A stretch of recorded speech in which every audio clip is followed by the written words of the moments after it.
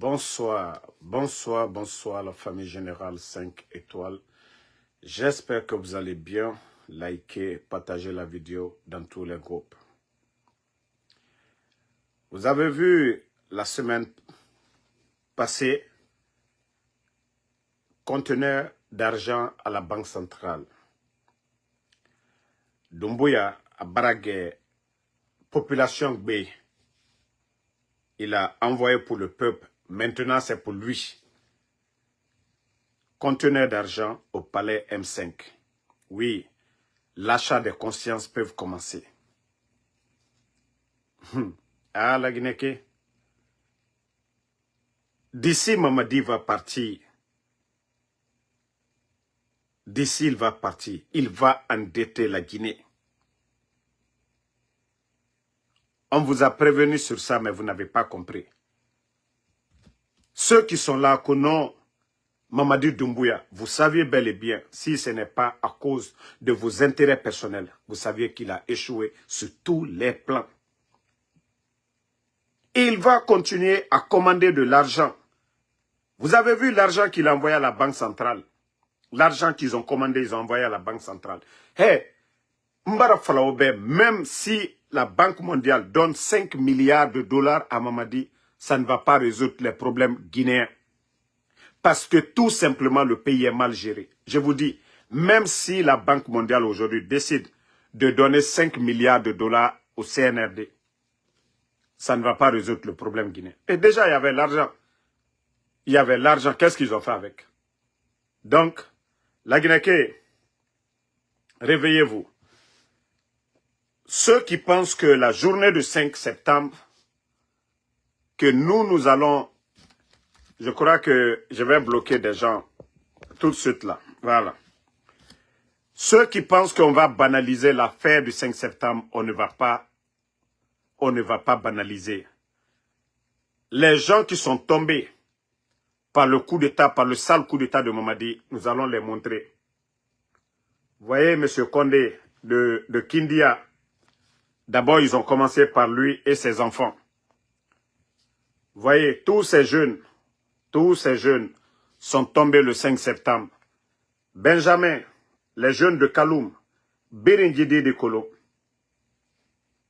Le petit n'était même pas de garde ce jour-là. Pour vous dire combien de fois les mercenaires qui ont été payés par Mamadi Doumbouya. Tous ces jeunes-là sont tombés le 5 septembre. S'ils veulent nous distraire. Ah, moi-même, mon grand à moi, Seydou. Voici Seydou qui est là. Tous ceux-là sont tombés. Voilà. Tous ces jeunes sont tombés le 5 septembre. Ils veulent, si des imbéciles veulent célébrer le 5 septembre, tous ces jeunes soldats, garde présentielle, oui, que Mamadi et sa bande, voilà, je vous montre l'autre photo de Grand Seydou, qui n'était pas de garde, les mercenaires de Mamadi Doumbouya, dont je vais vous montrer des images tout de suite, vous allez voir. Voilà. Tous ces jeunes que vous voyez sont tombés le 5 septembre, que des bandits veulent célébrer le 5 septembre. Si certains veulent célébrer, voilà, toujours la photo de Benjamin. Voilà, des jeunes soldats, Mamadi Doumbouya, le 5 septembre. Ceux que Mamadi a tués, voilà, la petite a perdu son papa le 5 septembre. Voilà, pour vous dire que beaucoup sont tombés le 5 septembre, comme ils veulent faire croire aux gens. Voici, tous ces soldats sont tombés le 5 septembre. Donc, Mamadi, il est conscient de tous ces jeunes-là. Tous ces soldats sont tombés le 5 septembre par Mamadi Doumbouya et ses mercenaires. Voilà. Voilà. Mais, comme je vous ai dit, le coup d'État est un crime et ils vont rendre des comptes. Inch'Allah, ils vont rendre des comptes au peuple de Guinée. S'ils pensent que ça restera impuni, là vous vous trompez. Vous allez rendre des comptes Vous allez rendre compte. Et comme je vous ai dit, le jour du coup d'État, voici les mercenaires qui étaient là. Vous avez vu? Le jour du coup d'État, ces mercenaires, voici des mercenaires, les mercenaires que Doumbouya et sa bande, le jour du coup d'État, les mercenaires qu'ils ont. C'est-à-dire que c'est là on vous a dit, le coup d'État, c'était contre la Guinée et non pas, voilà. Attendez, ceux qui insultent là, ne les répondez pas, nous on les bannit et puis on avance. Voilà. On les bannit, on avance. Bon, vous avez vu les mercenaires du 5 septembre. Voilà, les mercenaires. Nous avons les archives. Hein. Les mercenaires du 5 septembre. Ce sont les images des mercenaires que Doumbouya, qu'il a fait venir le 5 septembre contre le régime du président Alpha Condé. Allez prendre des toubabs, des gens, des mercenaires pour venir tuer la garde présidentielle dont je viens de vous montrer quelques images. Mais franchement, et voilà, ils n'ont rien à faire, ils n'ont rien à faire. Et vous avez vu, ce sont les sacrifices sataniques là qu'ils font. Regardez, hein. Vous voyez le taureau là dans le trou. Et Mouna Sese, c'est ce que Doumbouya et son clan sont en train de faire. C'est-à-dire pour endormir le peuple de Guinée. Voici l'œuvre de CNRD. Regardez. Ovarato, Ninge Etenasa Manama.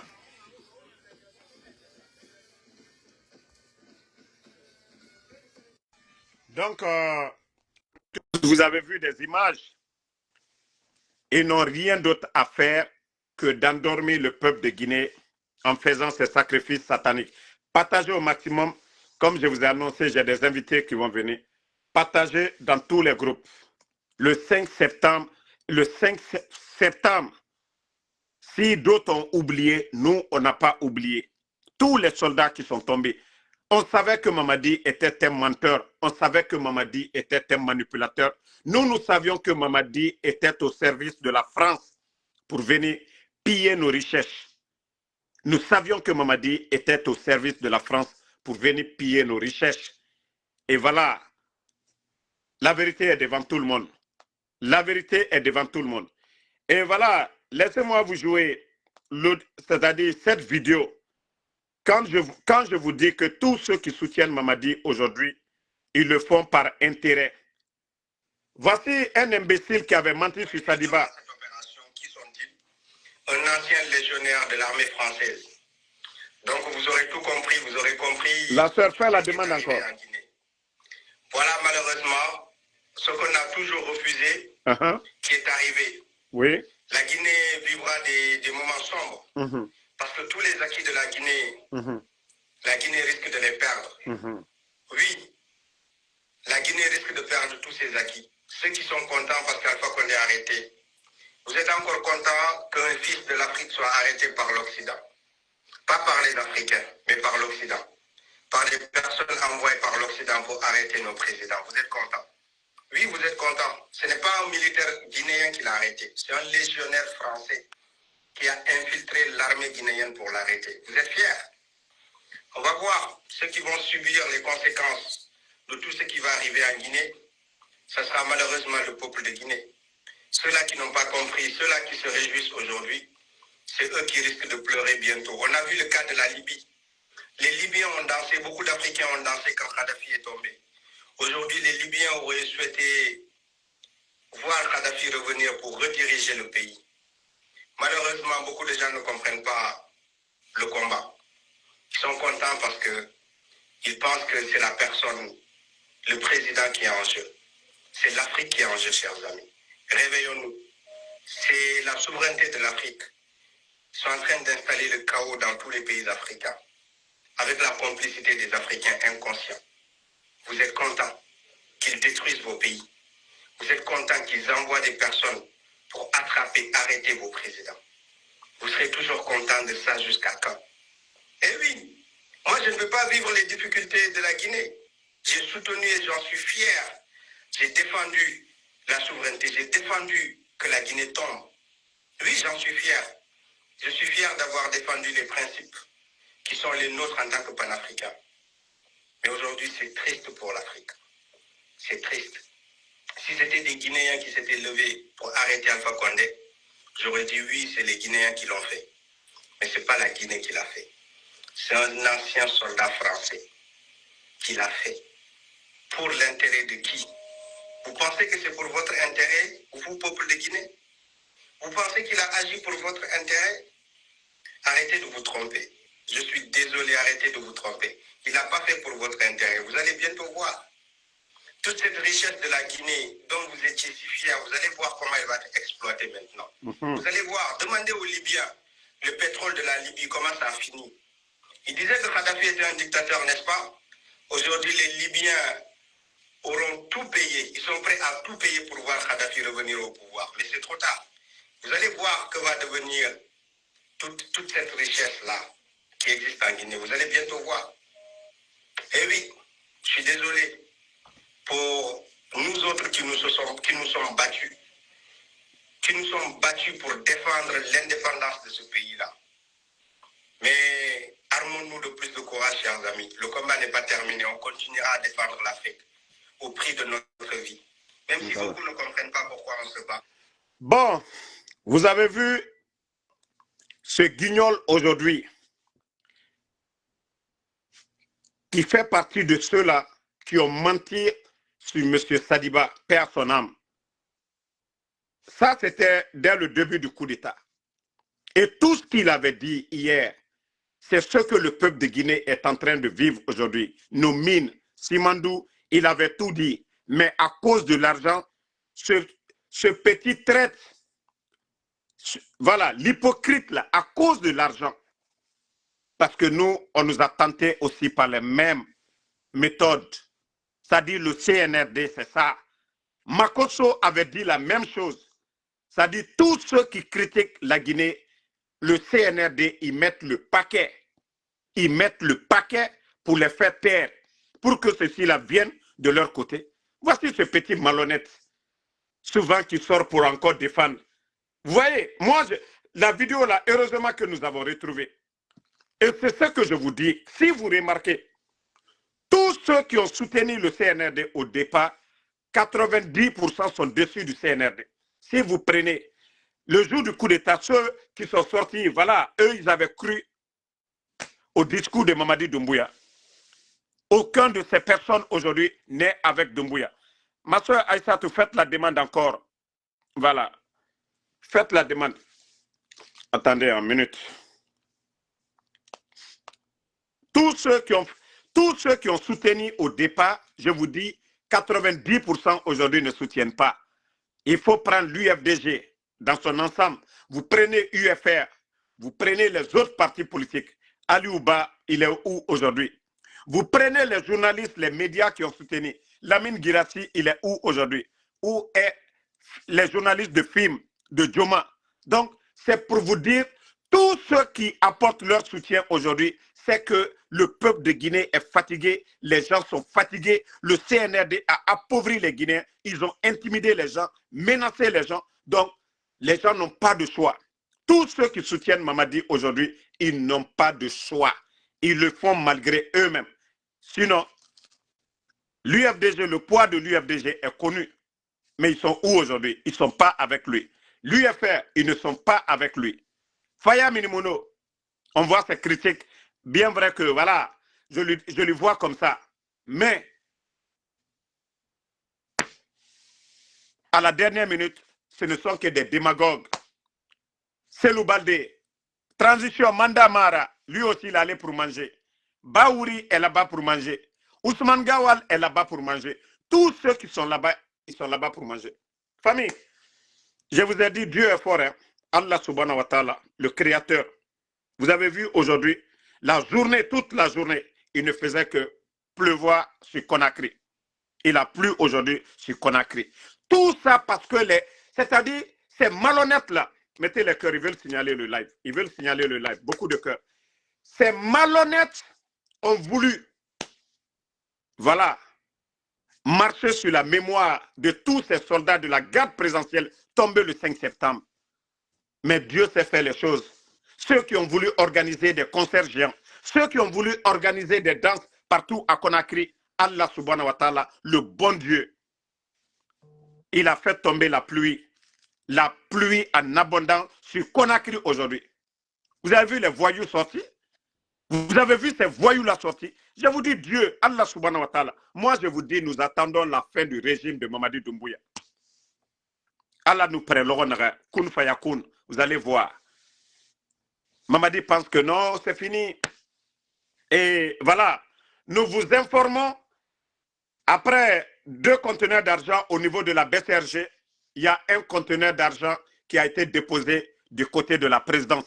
Imaginez, les 2 conteneurs, selon les estimations, on nous a dit, ça fait plus de 1400 milliards, les 2 conteneurs qui ont été déposés du côté de la BCRG. Bon, si on divise par 2, ça fait combien maintenant? Si nous divisons 1700 par 2, donc 1400, ça nous fait 700 milliards, ce qui veut dire à peu près 700 ou même peut-être 1000 milliards qui se trouvent dans le conteneur qu'ils ont déposé à la présidence. Parce que c'est le moment, tous ceux qui vont venir là-bas, les soutiens là, Mamadi va prendre l'argent dans le conteneur là pour donner à ses soutiens. Imaginez, 1000 milliards, ça fait combien? Ça fait combien en francs guinéens? À peu près, je crois, je vais dire 100 milliards, plus 100 millions de dollars. 100 millions de dollars. Mamadi Doumbouya va dilapider 100 millions de dollars juste pour des mouvements de soutien. Vous voyez, il est devenu, lui et sa famille aujourd'hui, ils sont devenus des distributeurs automatiques de véhicules.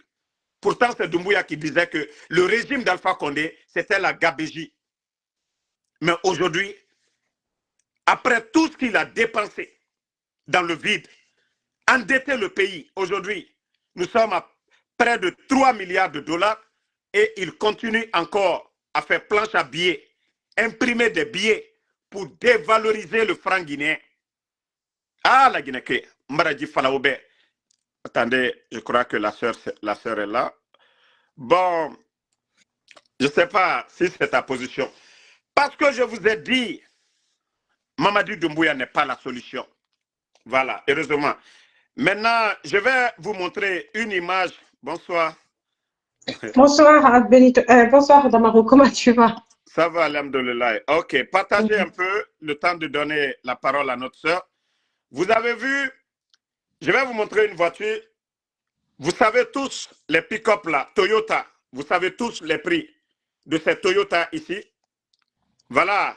Ça encore, ce Toyota, c'est un don de la maman de Doumbouya, Adja Manjoura. Adja Manjoura avec quelle entreprise bien avant l'arrivée de son enfant. Donc, pour vous dire que Doumbouya, la famille Doumbouya aujourd'hui, après sa sœur Aïcha, on avait tous vu, elle aussi, elle avait donné une voiture du côté de Cancan. Donc, la famille de Doumbouya aujourd'hui nage dans l'argent des Guinéens. Donc, je vous ai dit, Doumbouya n'est pas la solution. Et voilà, ça c'est un don de la maman de Doumbouya. Et peuple de Guinée, réveillez-vous. Mamadi n'est pas la solution, il ne sera jamais la solution. Et tant que nous sommes avec lui, nous sommes recolonisés. Et les Français ont la même mise aujourd'hui sur nos richesses. Et voilà comment se fait que des pays en guerre comme le Burkina, nous voyons la croissance dans ces pays, nous voyons le développement dans ces pays, et nous voyons que le Burkina aujourd'hui ne vient pas s'endetter auprès des institutions financières. Donc c'est pour dire que Mamadi, c'est la mauvaise gestion, c'est la gabégie, voilà, c'est l'incompétence. Bonsoir ma soeur, voilà, c'est notre invité. Nous allons parler des événements de demain. Et voilà, vous avez la parole. Bonsoir Damaro, merci encore pour l'invitation, merci pour tout ce que tu fais encore une fois pour la Guinée, les Guinéens surtout, parce que tu sais, comme je le dis souvent, sans toi, sans Benito et tous ces gens qui sont sur les réseaux sociaux, aujourd'hui, la Guinée, les Guinéens surtout qui sont à l'étranger, ou bien même les Guinéens qui sont à l'intérieur du pays, n'allaient pas avoir, en tout cas, au courant de ce qui se passe dans notre pays, malheureusement, parce que les médias, comme tu l'as si bien mentionné, les médias sont complètement verrouillés. En tout cas, ceux qui sont là, ils sont à la solde du pouvoir, ils écrivent pour le pouvoir et c'est vraiment très dommage. Et tu sais, tu as parlé tout à l'heure là c'est-à-dire de Mamadi comme étant un pion de la France-Afrique. Tu sais, moi j'ai été la première à dénoncer, c'est-à-dire à lancer un appel à l'endroit de l'opposition d'être très prudente, d'être vigilante et tout par rapport à Mamadi lorsqu'il a fait son coup d'État. Les gens peuvent faire les recherches, ils peuvent retrouver mes articles. Même le titre de mon article, c'était quoi? C'était le lendemain du coup d'État, c'était quoi? Le coup d'État, un mal nécessaire? Point d'interrogation et tout cela. Après 6 mois, je l'ai décrit comme étant un coup d'État france-africain. Mais les gens, à ce moment, tu vois, les gens étaient encore, je veux dire, dans l'euphorie, les gens croyaient à ce qu'ils voyaient et tout. Bon, les gens ne cherchaient pas à faire des analyses approfondies et tout. Il a fallu que le journaliste, en fait, français, Thomas Dietrich, commence à parler de l'implication de la France dans ce coup d'État-là pour que les gens commencent vraiment à s'intéresser maintenant à ce que c'est que, ça dit quel est le rôle de l'État français dans ce coup d'État et puis dans le pouvoir, enfin, avec quelle est son implication, quelle est son influence sur l'agent militaire actuellement. Et c'est très dommage et tout. Je dirais pas que c'est déjà trop tard parce qu'entre-temps, Mamadi a eu le temps c'est-à-dire de s'installer. Il a eu le temps c'est-à-dire d'avoir des ramifications un peu partout. Vous voyez, Thomas Dietrich l'a dit hier que actuellement, comment ça s'appelle, le ciel guinéen est surveillé par une entreprise française. Donc, que les Guinéens ne se leurrent pas et tout. Ce qui me sidère surtout, c'est les gens qui se disent être des sécoutoristes qui sont là aujourd'hui, qui soutiennent ce pouvoir-là. Et ça, je me dis, comment on peut être un sécoutouriste, quelqu'un qui a été quel qu'en soit ce qu'on peut lui reprocher, mais il n'a jamais voulu vendre la Guinée. Il n'a jamais voulu mettre la Guinée sur toutes les richesses qu'on a sous tutelle. Non. Partager les cœurs. Et pourtant, le système france-africain, pour ceux qui ne savent pas ce que c'est un système pratiquement qui nous fabrique, c'est-à-dire qui nous fabrique une élite qui va essayer de faciliter la mise sous tutelle de c'est-à-dire de nos États. Ça signifie quoi? Ça signifie, c'est-à-dire un système de domination sur fond d'un néocolonialisme étouffant. Et c'est ce que nous vivons aujourd'hui. Donc, les autres États, par exemple, la Guinée a la chance, en 58, de dire non aux accords de coopération, parce que ce sont les accords de coopération signés par les États membres, disons, de la zone CFA, qui essayent naturellement c'est-à-dire de perpétuer ce système néocolonial-là, à l'exemple, à l'image de la Côte d'Ivoire, du Sénégal, mais la Guinée avait dit non. La Guinée n'a pas voulu cela, c'est pourquoi nous, on a notre propre monnaie, on a notre banque centrale. Mais sauf que, vous voyez à l'allure où vont les choses, bien évidemment, s'ils ne peuvent pas pour le moment essayer de supprimer le franc guinéen, ils peuvent revenir parce que sous d'autres formes, avec des mécanismes, c'est-à-dire des mécanismes qui sont clairs et nets, notamment, c'est-à-dire quand la France vient, elle revient en Guinée de façon subtile et silencieuse. Ça signifie quoi? De façon asymétrique. Elle est présente, elle essaye d'avoir accès à nos ressources, elle essaye de contrôler l'élite, elle essaye de contrôler l'armée. Et ce qui est plus encore alarmant dans le cas de la Guinée, c'est que malheureusement, avec le système France-africain, beaucoup parmi les opposants aussi sont des adeptes du France, c'est-à-dire du système France-Afrique, alors que c'est un système criminel, c'est un système d'asservissement, c'est un système de domination de nos États, c'est un système qui est opposé à l'Afrique des libertés.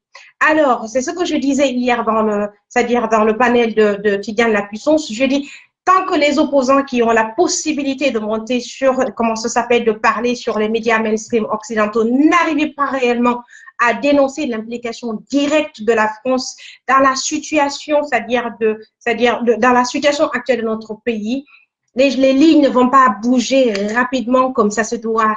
Et vous voyez déjà de l'autre côté, qu'est-ce qui a fait que les Sonko sont venus au pouvoir? Parce qu'ils ont pointé du doigt c'est qu'ils n'allaient pas dans leur pays, c'est-à-dire l'implication de la France et surtout la mise sous tutelle du Sénégal avec ce système France-africain, même si malheureusement aujourd'hui, c'est-à-dire ils n'arrivent pas encore à couper le cordon ombilical, comme le disait le président Alpha Condé à Abidjan, avec comment ça s'appelle, avec la France, c'est clair, les relations sont encore là, c'est timide et tout cela.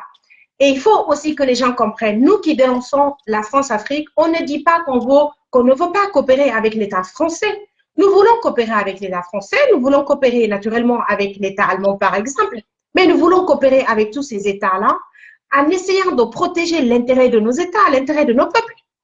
Vous voyez comment le monde est en train d'évoluer aujourd'hui, mais quelle est la place de l'Afrique dans tout cela? Vous avez vu la conférence qu'il y a eu récemment en Chine, ces jours-là, où il y avait la Russie, il y avait la Corée du Nord, il y avait toutes ces puissances-là, toutes ces grandes puissances du Sud, tu vois, qui n'ont rien à voir pratiquement avec l'Afrique. Mais ils ont été, la plupart ont été aussi colonisés, mais ils se sont trouvés leur chemin.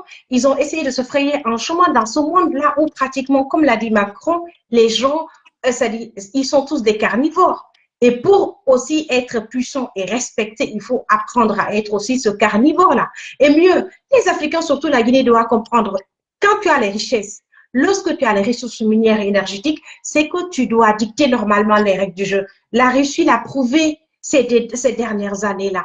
Donc, et quand on a les ressources minières et énergétiques, on dicte les règles du jeu. Et malheureusement, lorsqu'on nous impose comment ça s'appelle, un monsieur comme Mamadi Doumbouya qui malheureusement souffre d'une déficience intellectuelle et morale parce qu'il n'a pas cette capacité intellectuelle-là de gérer la Guinée. Il faut qu'on se dise la vérité. Alors, c'est pourquoi je me dis le grand problème qu'on a dans notre pays, c'est cette élite-là. Cette élite qui est partie à l'école, cette élite qui a fait des grandes écoles, des grandes études à l'étranger, qui vient quand même, qui accepte d'être c'est-à-dire sous les dictats de quelqu'un qui n'a pas les capacités intellectuelles, les capacités morales de gérer un État. Mamadi Doumbouya pratiquement n'est pas apte à gérer la Guinée. On voit déjà ce qui se passe parce que la Guinée, on ne peut pas gérer un État que de surface. On ne peut pas aussi essayer de ramener la Guinée avec tous les sacrifices que nos dévanciers ont fait. Ramener la Guinée encore en arrière, c'est-à-dire ramener la Guinée dans le giron de la France-Afrique, c'est étouffer la Guinée. C'est étouffer la Guinée carrément, c'est de nous priver de nos libertés, c'est de nous priver pratiquement d'un développement soutenu, d'un développement calqué de nos réalités. Donc, il faut que les Guinéens soient conscients d'une seule chose. C'est-à-dire, soit on essaie de s'engager ensemble, comme nous sommes en train de le faire actuellement dans la nouvelle dynamique que nous avons mis en place en Europe ici, qui s'appelle la synergie des forces vives. Et je vous dis déjà, moi, je ne suis pas chouin. Je suis déjà pratiquement en route pour Berlin, pour essayer de manifester devant l'ambassade de Guinée à Berlin. Parce que c'est important qu'on manifeste et tout, c'est important qu'on fasse comprendre à la communauté internationale que la Guinée ne va pas bien. Nous ne sommes pas d'accord avec l'allure que cette junte est en train de prendre depuis maintenant 4 ans. Ça fait 4 ans qu'ils sont là. Ils ont prêté serment. Mamadi a prêté serment. Il nous a promis qu'il allait faciliter le retour à l'ordre constitutionnel. Il ne l'a pas fait. Il est là aujourd'hui, ça dit personne n'ose dire ce que Mamadi, ça dit quand tu penses contrairement au CNRD, c'est que tu disparais, on t'enlève. Déjà hier, ils ont enlevé combien de jeunes, ça dit combien de jeunes militants au sein de ça dit qui sont membres influents du FNDC ou encore de l'UFDG qu'ils ont arrêté. Ça signifie qu'ils sont en guerre contre la Guinée des libertés, c'est comme ça je veux dire. Ils sont en guerre contre la Guinée des libertés, ils sont en guerre contre les médias, ils sont en guerre contre toutes les personnes qui ne veulent pas se soumettre, pratiquement à leur pouvoir france-africain étouffant. Un pouvoir qui est excessif. C'est-à-dire un pouvoir qui ne nous défend pas, un pouvoir qui ne nous ressemble pas, un pouvoir qui ne nous rassemble pas, un pouvoir qui nous oppose plutôt, un pouvoir qui fait de nos différenciations ethnicistes un problème, alors que normalement, de nos différenciations ethnicistes devraient naître notre force de façon impérative pour qu'on puisse aller de l'avant. Mais de toutes les façons, il est une fabrique de la France-Afrique, il est une fabrique de l'armée française, donc il est là pour moi c'est un satrape, il est là c'est pour rendre, comment ça s'appelle, service aux Français, il est là c'est il rend compte aux Français, il ne rend pas compte aux Guinéens. Donc si la preuve en est que vous avez vu le discours de Molsanda Kouyaté à Bruxelles ces derniers jours-là, vous avez vu les vidéos qui circulent, vous avez vu ce que Molsanda Kouyaté a dit, et effectivement, malheureusement, vous savez ce qui se passe actuellement en Allemagne. Hier déjà, le vol charter qui était prévu a bougé. Nous avons eu les informations nécessaires aujourd'hui parce qu'il y a encore des personnes qui sont en prison à la maison d'arrêt de Burn pour fin d'expulsion. Ces jeunes-là qu'on a eu au téléphone, ils nous ont confirmé qu'effectivement, l'avion a bel et bien décollé hier. On a déporté les Guinéens. Donc, vous pensez que ça, quand Moussana Kouyaté part s'asseoir devant, c'est-à-dire l'Union européenne, il leur dit qu'il est prêt à venir vous chercher. Vous pensez qu'il est en train de rigoler? Il n'est pas en train de rigoler. Vous pensez que ce pouvoir-là, c'est un pouvoir qui est là pour défendre vos intérêts, jeunesse guinéenne? Ce pouvoir qui vous étouffe, ce pouvoir qui vous livre à l'immigration mortelle, ce pouvoir qui vous livre à la pauvreté, c'est-à-dire au chômage endémique. Vous pensez que ce pouvoir-là, il est là pour vous? Ce pouvoir n'a jamais été là pour vous. Ce pouvoir est là, c'est pour plutôt essayer de protéger l'intérêt de ces puissances néocolonialistes, de protéger l'intérêt et surtout de l'État français.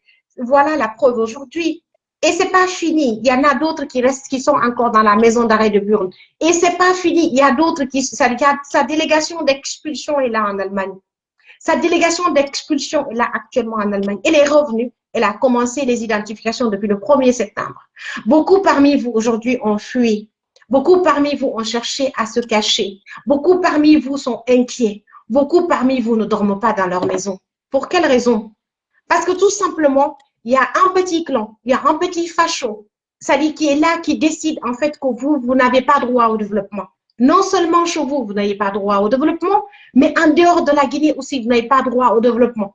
Ils viendront vous chercher. Et c'est là, nous qui sommes là, on assiste ces jeunes-là. Quand ils nous appellent, c'est les jeunes qui parlent Soussou, c'est les jeunes qui parlent Maliki, c'est les jeunes qui parlent Kissi, qui parlent Guerze, qui parlent Poulard. C'est là que vous vous rendez compte que, c'est-à-dire ces gens-là, ils ne se soucient pas de votre devenir. Ce n'est pas une question d'ethnie, c'est une question de clan. Parce que dans ce clan qui nous gouverne aujourd'hui, il y a tout le monde dedans. Ce n'est pas leur problème. Aujourd'hui, vous voyez, ceux qu'on a rapatriés là, ils ont rapatrié combien de personnes? Vous pensez que ces gens-là, ils ont trié? Vous pensez qu'ils ont dit, toi, tu es Peul, toi, tu es Soussou, toi, tu dois rentrer, les autres vont rester? Ils ne peuvent pas. Ils ne peuvent pas, parce que c'est un pouvoir qui tend la main. C'est un pouvoir, c'est des mendiants qu'on a ici. C'est des mendiants qui nous gouvernent. C'est des gens qui sont ambivalents. Ils tendent la main, ils attendent la vie de l'extérieur. Lorsqu'un pouvoir, un État, une nation, après 66 ans d'indépendance, attend toujours dans la jouissance la vie de l'extérieur, comment vous voulez que ces gens-là vous protègent? Comment vous voulez que ces gens-là, c'est-à-dire vous protègent? Ils vous protègent en Guinée et à l'étranger. Vous voyagez aujourd'hui, vous quittez la Guinée, c'est-à-dire vous traversez la Méditerranée pour risquer votre vie. Ceux qui ne finissent pas comme des cadavres dans les tréfonds de la Méditerranée se retrouvent en Europe confrontés au racisme quotidiennement, surtout en Allemagne actuellement.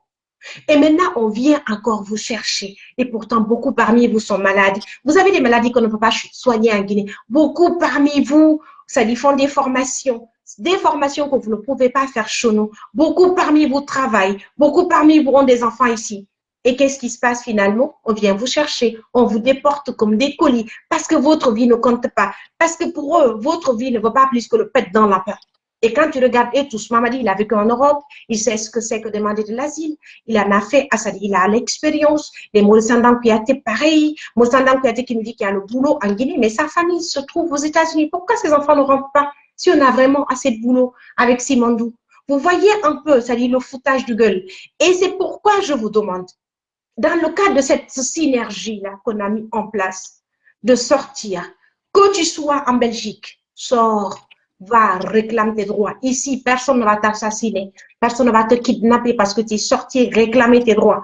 Normalement, le droit de manifester a un caractère universaliste garanti par les différentes conventions sur les droits de l'homme que la Guinée est signataire. Mais vous voyez, ils interdisent l'opposition, nous qui ne pensons pas comme de manifester, mais en même temps, eux, ils sortent manifester, eux, ils partent faire la campagne. C'est-à-dire, même l'administration guinéenne qui est censée normalement garder sa neutralité ne la garde pas par rapport à leur projet de sélection.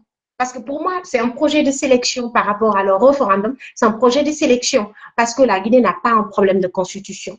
La Guinée n'a jamais eu un problème de constitution d'Amaro. La Guinée n'a jamais un problème de constitution. Le problème qu'on a, c'est le problème d'applicabilité du contenu de la constitution qu'on a. C'est le problème d'applicabilité des lois qu'on a. Ça ne sert à rien. Ça ne sert à rien de mettre tout le temps une nouvelle constitution et puis tu vois des gens qui font de la campagne pour dire que voilà, l'éducation sera gratuite. Mais attendez, quelle éducation va être gratuite? Vous savez, Mamadi même a dit, Madame Mariton même, tu sais, il a pris un décret récemment. Il a dit que tous les Guinéens qui ont un problème de double identité par rapport à leur passeport, qui vivent, c'est-à-dire en Europe, en Occident, ils peuvent aller se faire enrôler à l'ambassade, dans les différentes ambassades, et puis ils vont essayer de changer leur identité, ils vont prendre celle qui leur convient, comme l'a fait par exemple le Mali, parce que c'est nous qui avons interpellé Maurice Kouyaté sur la situation ici, par exemple. On a pris l'exemple sur le Mali d'Assimi Goïta, qui a essayé de régler ce problème-là en 1 mois, 4 semaines. Et nous, quand il a pris le décret, il a demandé alors à ses agents de l'appliquer. Mais vous savez ce qui se passe? Les agents de Mamadi ne l'appliquent pas là. Tu sais ce qu'ils font? Normalement, tu dois payer tout simplement les frais d'enrôlement qui varient entre 125 $ jusqu'à 350 $. Mais qu'est-ce que ces gens-là ils font? Quand tu te fais enrôler, d'abord ici, par exemple, nous à l'ambassade de Guinée à Berlin, pour avoir un rendez-vous, ils ont mis un réseau de corruption et il faut payer de l'argent, le plus souvent pour avoir un rendez-vous rapide. Et quand tu te fais enrôler dans ces conditions-là, parce que tu as un problème d'écrasement de passeport, qu'est-ce qu'ils font? Ton passeport sort à Conakry, ils te demandent de payer 2000 €. Wow. 2000 € pour Non, mais obtenir... j'ai cru que ce n'était pas vrai, parce que d'autres me l'ont dit, mais moi, je n'avais même pas cru. Wow. D'accord, je vais te faire jouer. Je vais t'envoyer les audios. Tu vas les écouter. Toi-même, tu vas les faire jouer. J'ai les audios. Wow. C'est-à-dire le personnel impliqué. C'est-à-dire, pour le moment, je garde les audios parce qu'en fait, le jeune doit recevoir pratiquement son passeport pour le couvrir. Wow. Ils sont en train de mettre, c'est-à-dire, c'est tellement de jeunes qui se retrouvent dans cette situation. Il y en a naturellement qui payent parce qu'ils se disent que, bah, attends, ma soeur, voilà, si on ne paye pas, qu'est-ce que nous, on va essayer de faire et tout? On n'a pas le choix, j'ai besoin de mon passeport, je paye. J'ai dit, mais attendez, il s'agit de l'applicabilité d'un décret. C'est-à-dire celui qui est là, qui gère l'État guinéen. Il prend un décret. Il demande à ses agents de faire respecter son décret. Ces agents essaient de contourner le décret. On exige 2000 € des jeunes guinéens pour qu'ils puissent obtenir son passeport. Parce qu'ils lui disent que le passeport a une anomalie. Et ce qui est encore plus aberrant, ce qui est encore plus sidérant, ce sont même les gens de la diaspora qui sont impliqués dans cette histoire de mafia. Tu vois ce que ça fait? C'est-à-dire, le Guinéen à tous les niveaux, nous sommes corrompus et corrupteurs. C'est-à-dire, on n'arrive pas à comprendre que normalement, un État ne peut pas fonctionner de cette façon-là. Et encore, je vous dis, si vous restez dans vos maisons, vous pensez que quand vous sortez manifester là, c'est pour donner de la force à Madame Baldi, c'est pour donner de la force à l'UFDG, c'est pour donner de la force au RPG, c'est pour donner de la force, je ne sais pas quoi, vous vous trompez. Parce que moi qui vous parle là, mettez en principe, moi qui vous parle, en principe, je peux rester dans mon coin, je peux rester dans ma zone de confort. Parce qu'en fait, je ne vais pas sortir manifester jusqu'à ce que quelque chose va me manquer dans ce pays. Je ne peux pas sortir manifester jusqu'à ce que Maurice Kouyaté va signer un décret pour dire que voilà, ou un accord pour me faire expulser. Vous le savez, bien évidemment. Mais on le fait, c'est parce qu'on se dit, la Guinée ne peut pas toujours continuer comme ça.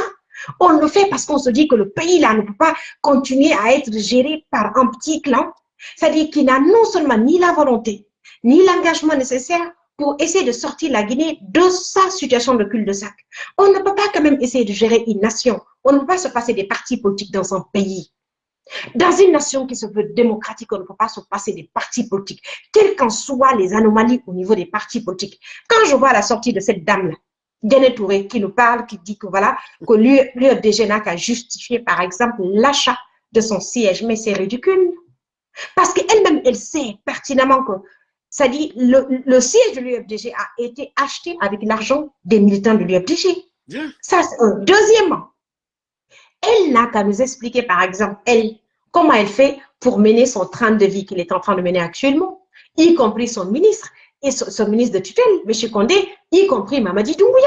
Tu l'as dit tout à l'heure, là, l'argent qui est venu parce qu'il y a un déficit, parce que tu sais, comme Damaro, à chaque fois quand on parle de manque de liquidité, c'est qu'il y a un problème de déficit budgétaire. Partagé, oui. Il y a un problème de déficit budgétaire. Donc, maintenant, ils partent fabriquer de l'argent. Ils amènent, ils inondent le marché guinéen. Naturellement, il faut s'apprêter à ce qu'il y ait de l'inflation aussi sur le terrain. Parce que quand on inonde le marché normalement avec des billets de banque, c'est-à-dire avec du cash, c'est que le risque qu'il y ait une inflation, elle est trop élevée. Et là, maintenant, là, quand il va prendre cet argent-là, il va essayer de prendre cet argent, il va distribuer à ces gens-là. Et c'est-à-dire elle-là même, cette dame-là, elle en profite aussi est-ce que normalement, ces gens-là ont, c'est-à-dire, ils peuvent dire quelque chose aux Guinéens en temps normal? Parce qu'ils ne font même pas preuve d'exemplarité. C'est pourquoi j'ai dit ici, pourquoi vous êtes là, vous essayez de maintenir, c'est-à-dire les anciens dignitaires du pouvoir du président Alpha Condé en prison? Parce que vous ne faites pas preuve d'exemplarité. Bien. Vous ne faites pas preuve, vous détournez des fonds publics aujourd'hui. Vous êtes plus vorace, vous êtes plus cynique, vous êtes plus méchant. C'est-à-dire du grand au petit, vous êtes tous des corrompus et des corrupteurs. Comment vous pouvez maintenant prétendre lutter contre la corruption dans ce pays? C'est que c'est ahurissant, c'est incroyable. Et comment en temps normal? Tu sais, même quand les gens partent manifester, tu t'imagines le degré, c'est-à-dire le degré de fourberie que ces gens ont. Vous prenez de l'argent, vous donnez aux gens pour qu'ils partent manifester. Je ne comprends pas. Ils prennent de l'argent, ils donnent aux gens, partez manifester pour soutenir le CNRD. Mais on n'a pas, la popularité ne s'achète pas. Ça ne s'achète pas. Quand tu achètes ta popularité, dis-toi qu'à un moment donné, c'est que le jour où tu n'as plus d'argent à donner aux gens, ils vont te tourner le dos. Donc, vous allez continuer à donner. C'est pourquoi l'argent est fini dans les caisses de l'État. Parce qu'ils prennent de l'argent, ils donnent aux gens. Le Guinéen, c'est-à-dire, ils disent aux Guinéens, prenez ça. Ils donnent 500 000 euros. Il n'a pas 400 000. Partez faire de la campagne. Maintenant, vous faites de la campagne. L'argent dans les caisses de l'État, ça va finir. Donc, ça veut dire que c'est que je n'arrive pas à comprendre cette façon de c'est-à-dire de personnification du pouvoir. Cette façon de gérer l'État guinéen, c'est comme si c'était une entreprise familiale, c'est comme si c'était un petit clan qui se retrouve, un petit clan entre copains, qui se retrouve, qui se dit, écoute, chacun d'entre nous doit avoir sa part et tout. Tellement que l'État guinéen est devenu, je te jure, une sorte de, c'est-à-dire une sorte de fromage. Ils ont transformé l'État guinéen en une sorte de fromage parce qu'ils sont tous des râteliers. Chaque rat veut avoir sa part de fromage et c'est très dommage. Je te promets. Un conteneur d'argent a été déposé ce soir aujourd'hui à la présidence. Pourquoi? Non, mais c'est ce que je te dis. Mais c'est parce que la Guinée est devenue, c'est-à-dire l'État guinéen est devenu une sorte de fromage pour eux. Donc, comme ce sont des râteliers, chaque rat doit avoir sa part de fromage. Et si vous, maintenant, en tant que Guinéen, vous pensez que vous n'êtes pas prêt à sortir demain à Berlin pour manifester devant l'ambassade de Guinée à Berlin, pour essayer de leur faire comprendre, et puis surtout faire comprendre à l'État allemand que ça ne va pas chez nous en Guinée, qu'on ne peut pas nous expulser de façon aussi humiliante, de façon aussi déshumanisante, et puis sur fond de corruption. Parce que, et puis ce qui est encore plus grave, Damaro, la Sierra Leone est signataire aussi d'un tel accord d'expulsion. Mais tu sais ce que la Sierra Leone fait? La Sierra Leone identifie ses compatriotes dans les locaux de l'ambassade de la Sierra Leone à Berlin. Mais nous, on se vante depuis 58 qu'on est souverainiste, qu'on est panafricaniste, qu'on est indépendant, mais on nous envoie une délégation ici pour aller s'asseoir dans les locaux, c'est-à-dire de l'Office de l'immigration allemande, pour convoquer nos citoyens guinéens. Wow. Qui allaient s'asseoir, je te jure, c'est-à-dire dans les locaux de l'Office de l'immigration, avec un personnel de l'ambassade, et c'est-à-dire arrogant, un personnel de l'ambassade arrogant, des personnes qui ont aussi demandé même de l'asile ici en Allemagne, et puis avec un personnel venu c'est-à-dire du ministère des AE, du ministère, comment ça s'appelle, de l'Intérieur de la protection civile, qui se retrouvent là-bas, tellement qu'ils ont peur, qu'est-ce qu'ils font? Ils mettent des bavettes. Ils se cachent le visage. Ils se cachent le visage. Ils se cachent le visage. Dans l'Office de l'immigration. Et puis, le personnel de l'ambassade, ils ont une consul ici qui est là-bas, qui participe, qui parle, qui s'assoit aussi, c'est-à-dire qui est là, qui essaie de convaincre les gens. Non, ça, comment ça s'appelle? Parler, on est venu, c'est pour vous accompagner. Vous êtes venus, c'est pour les accompagner. C'est pourquoi vous avez rapatrié hier combien de personnes? C'est incroyable, en fait. C'est triste. J'aurais bien compris que s'ils faisaient ça même dans les locaux de l'ambassade de Guinée à Berlin, mais faire cela dans les locaux, c'est-à-dire faire cela dans les locaux de l'Office de l'immigration. C'est comme si l'État guinéen n'a pas d'ambassade à Berlin. C'est comme si l'État guinéen, alors que cette ambassade est plus ancienne que Mamadi. Yep. La Guinée a une coopération avec l'Allemagne, une coopération solide depuis son indépendance avec les deux Allemagnes, avant la réunification. Donc, depuis 1958, pratiquement, la Guinée a une coopération avec les deux Allemagnes, jusqu'à la date de la réunification en 1989. Et donc, même leur ambassade qui était là, l'ambassade comment ça s'appelle, de Guinée à Bonn, c'était une ambassade qui appartient à l'État guinéen. Il avait acheté. C'est pour vous dire, donc, Mamadi, ces relations qui existent là, entre l'État allemand et l'État guinéen, c'est des relations qui sont plus anciennes que vous. C'est des relations qui sont plus anciennes que nous tous. Et comment vous pouvez essayer de vous comporter comme ça?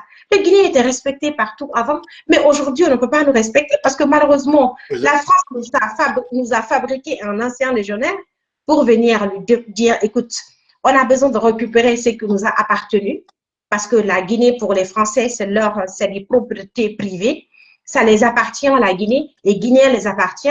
Alors, mais pour essayer de bien faire le boulot, il faut essayer de prendre un traître, un esclave volontaire. Malheureusement, on s'attrape pour essayer de faire le boulot des Français, parce que là, les Français n'ont pas besoin de se montrer, c'est-à-dire d'être là, comme le disait Amadou Kourouma dans son livre Soleil des indépendances. Les Noirs qui sont là, qui nous gouvernent après l'indépendance, des indépendances confisquées, la seule différence entre eux et les colons, c'est la couleur de peau. Rien n'a changé pour nous, malheureusement. Et on a cru que pour la Guinée, beaucoup de choses avaient changé. Mais apparemment, nous revenons à la case de départ. Et c'est très triste pour nous. Donc, sortez manifester le 6, ça c'est demain. Demain, vous sortez manifester à Bruxelles, vous sortez manifester à Paris, vous sortez manifester à Berlin, vous sortez manifester à Montréal. Il y va de notre intérêt, il y va, c'est-à-dire de notre intérêt en tant que peuple. Parce qu'il ne peut pas vous interdire en Guinée là-bas de manifester. Ils viennent vous chercher en Allemagne ici comme des colis. Morsana Kouyaté a donné le ton. Il a dit à l'Union européenne qu'ils vont venir vous chercher. Ils n'ont aucun problème avec. Ils ont du boulot pour vous à Simandou là-bas. Alors, apprêtez-vous. Si vous ne sortez pas pour essayer de vous défendre, pour essayer de vous protéger, parce qu'ici, personne ne va tirer sur vous, vous assassiner parce que vous êtes sortis manifester. Personne ne va le faire.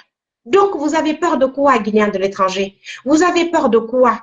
Et puis, comment on peut aussi être débile? Toi, tu as quitté ton pays parce que ça ne va pas. Tu viens en Europe, tu demandes de l'asile. C'est toi qui t'assois ici pour supporter un pouvoir en Guinée là-bas. Je ne vous comprends pas.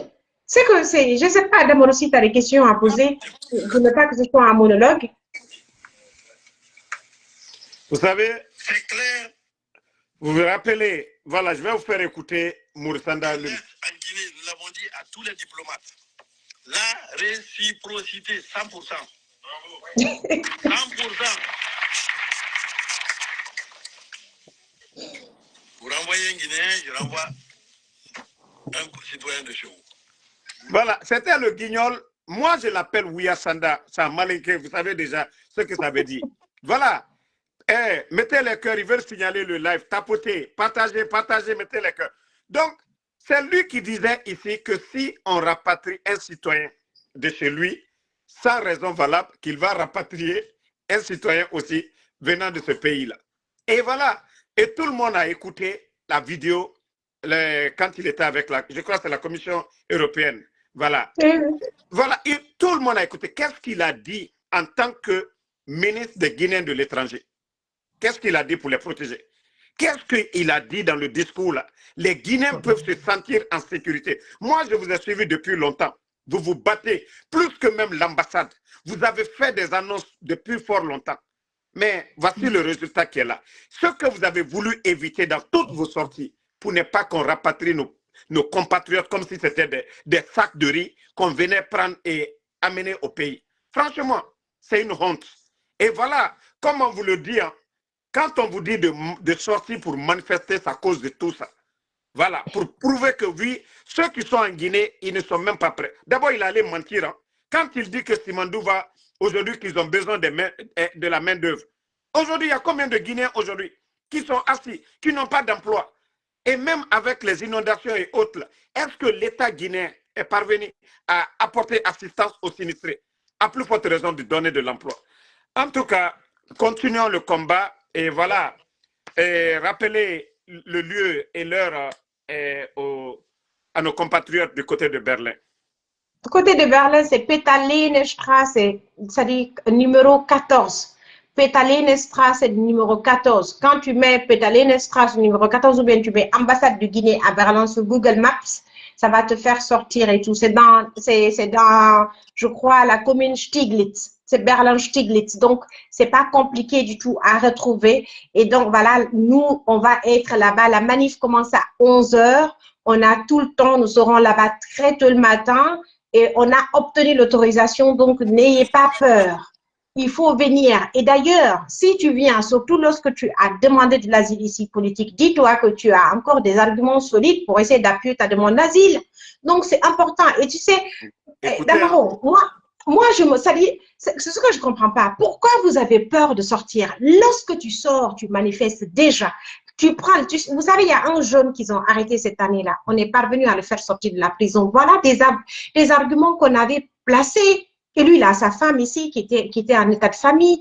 On l'a fait sortir de la prison et tout parce qu'il était membre, en fait, non seulement de notre ONG, mais aussi et surtout, il est sorti, il manifestait et tout. Donc, c'est pareil aussi pour tous ces gens-là. C'est-à-dire, il y a aussi Gabi. Avant lui, il y avait Gabi. Aussi pareil. Donc, c'est-à-dire, tous ces jeunes-là, quand je vous dis sortez, sortez parce que vous savez pertinemment que si tu te fais, s'ils te remarquent ici, parce que moi, je vous dis, hein, il y a des rapports qu'on écrit tous les jours sur moi, quotidiennement sur moi, et puis qui déposent là-bas. Et qui le fait, ce sont les gens de leur ministère. Mais ça ne me fait ni chaud ni froid. Parce que je l'ai toujours dit. La lutte pour le respect de la dignité de l'homme noir en Allemagne surtout, en Europe, pour moi, s'il le faut, je vais perdre ma vie, je vais le faire. Parce que je dis encore, je le répète, si l'Europe, le droit d'aller là où elle veut, c'est-à-dire, il lui est important qu'elle comprenne aussi que le droit pour nous d'aller là où nous voulons est important aussi. Parce que sans l'Afrique, l'Europe n'est rien. La preuve en est que la France, c'est un empire colonial qui ne veut pas être un ancien empire. Et pourquoi? Vous vous êtes posé la question, pourquoi en fait, si l'Angleterre a osé quitter l'Afrique sous silence, sans faire de bruit, et pourtant l'Angleterre a eu beaucoup plus de colonies que la France en Afrique, pourquoi la France n'arrive pas à le faire? Parce que la France ne peut pas se passer de nos ressources minières et énergétiques. Vous comprenez bien ce que je veux dire? Donc, et en plus, moi, je me sens réconfortée aujourd'hui sur ma position. Je me sens pas bien parce qu'on a déporté les Guinéens, mais je me sens bien, vous savez pourquoi? Parce que pendant tout ce temps, j'étais seule. Pratiquement, nous étions seuls à combattre, c'est-à-dire à dénoncer ce que Moïse Sandan Kouyaté est en train de faire en Allemagne. Mais Dieu, avec nos prières, le monde entier a découvert le vrai visage de Maurice Sandan Kouyaté, le vrai visage, c'est-à-dire du ministre des AE, le vrai visage de la diplomatie guinéenne. Une diplomatie, à mon avis, qui est assombrie, une diplomatie qui est émiettée, une diplomatie où on a des diplomates corrompus, des diplomates corrupteurs, des diplomates qui ne respectent aucune règle de la diplomatie en tant que telle, des diplomates incapables de protéger nos citoyens à l'étranger, des diplomates même qui ne se rendent même pas compte, c'est-à-dire quand un Guinéen décède ici, je te dis, comment ça s'appelle, Damaro, quand un Guinéen décède ici, il ne contribue pas, c'est ni action, c'est ni réaction. Même quand tu es victime de l'assassinat de la police. On a un cas actuellement où un jeune Guinéen a été assassiné par la police et tout, il n'a rien fait, il était dans sa chambre, dans son camp d'asile. Finalement, on les a informés. Le ministre des AE, M. Maurice Sandan Kouyaté, personnellement, je l'ai informé parce que j'ai son téléphone WhatsApp. Je l'ai informé personnellement. Je lui ai dit, mais ne serait-ce que déplacer, on a rapatrié le corps en Guinée, ne serait-ce que vous déplacer, aller rendre visite, aller dire des salam alek à la famille de ce jeune homme-là, à l'INSA là-bas, il faut le faire. Ils ne l'ont pas fait. C'était ni action ni réaction. Et nous accompagner aussi pour porter plainte contre ce jeune, c'est-à-dire pour essayer de soutenir notre plainte. Ils ne l'ont pas fait. Wow. Finalement, ça fait 2 ans on se bat. Nous, en tant qu'ONG, avec des avocats, avec la famille du jeune en Guinée là-bas, on se bat finalement. Les policiers impliqués dans ce dossier seront jugés. Et avant cela, il y a une autre du nom de Dramé qui a été aussi assassiné. Lui, il est sénégalais. Mais vous savez ce que l'État sénégalais a fait? L'État sénégalais était là du côté des avocats. L'État sénégalais était là même le jour du procès. Il était, les ambassades, ils étaient toujours là. Mais nous, c'est ni action ni réaction. Et quand tu parles, ces gens-là, même ça dit, ici, on a des cas même où on a des Guinéens. Quand on les informe que tel Guinéen, par exemple, les autorités les informent, tel Guinéen est décédé, nous voulons savoir qui il est. Est-ce que vous pouvez l'identifier? Vous pouvez essayer d'organiser, de récupérer le corps, surtout les gens qui ne sont pas dans les associations. Qu'est-ce qu'ils font? C'est ni action ni réaction. Jusqu'à ce qu'il y ait par moment ici, on incinérait des jeunes. On a incinéré les corps de quelqu'un ici, des jeunes ici. Et là aussi, ils sont sortis sur film pour pouvoir nous démentir. Parce qu'on a dit qu'on a incinéré le jeune. Finalement, la vérité est sortie. Le jeune a été incinéré. Wow. C'est pour te dire combien de fois, depuis nous, on est là, on dénonce les failles, les défaillances au niveau de l'ambassade, au niveau de la diplomatie guinéenne. Et pourtant, une diplomatie, c'est la porte d'entrée dans l'État. Une diplomatie, c'est la porte d'entrée dans l'État.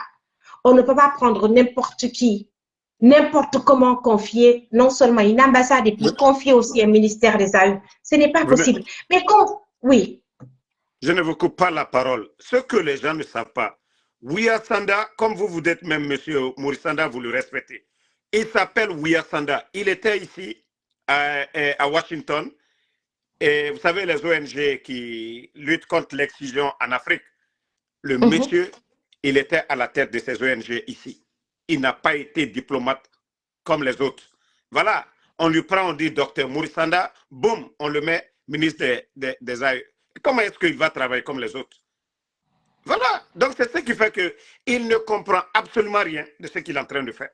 Déjà, le boss, Mamadi lui-même, il n'a pas de niveau, il n'a aucune notion de la République.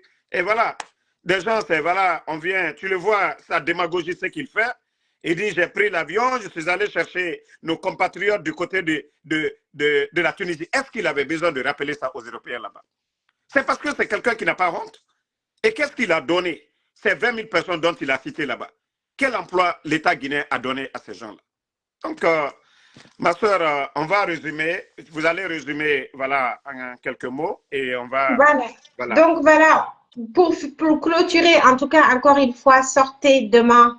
Ce n'est pas que seulement qu'à Berlin, sur la Petelinenstraße, devant l'ambassade du Guinée à Berlin, c'est un peu partout, c'est-à-dire demain à Paris, demain aussi à Bruxelles et demain à Montréal. Donc, sortez, c'est pour nous. Si on empêche les Guinéens de manifester en Guinée, nous, on ne nous empêche pas de manifester ici. On ne manifeste pas parce qu'on a la haine contre quelqu'un.